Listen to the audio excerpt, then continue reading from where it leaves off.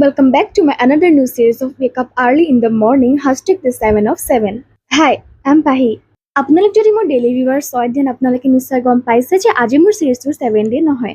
আপোনালোক বহুতে হয়তো এইটোও ভাবিছে যে মই এন চিৰিজটো কিয় এতিয়ালৈকে আপলোড দিয়া নাই। আচলতে ভিডিঅ' ক্লিপছবিলাক মোৰ এন চিৰিজটোৰ অৰ্থাৎ ডে 7ৰে আছিলে, বাট বিশেষ কিছুমান অসুবিধাৰ বাবে মই ভিডিঅ'টো এডিট কৰিবলৈ পৰা নাছিলোঁ, বাট আজি পষ্ট কৰি দিলোঁ আৰু গাইজ। আপোনালোকেও চাগে ভিডিঅ'টোৰ কাৰণে বহুত ৱেইট কৰিছিলে, তাৰ কাৰণে চৰি গাইজ।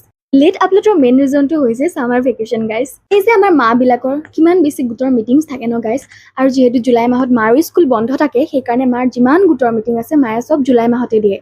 আৰু মিটিং বুলি ক'লেতো ভাত পানী খোৱা মেলা থাকেই, সেইবোৰত মাক ময়ে লাগি দিব লগা হয়, গতিকে মোৰ ভিডিঅ' এডিট কৰিবলৈ একেবাৰে সময় নাছিলে। তাৰ লগতে মোৰ যিহেতু মাইগ্ৰেইন আছে, মাথাৰ বিষটো এইকেইদিন বহুত বেছি হৈ আছিলে, সেইকাৰণে মই এইবোৰ কৰা নাছিলোঁ।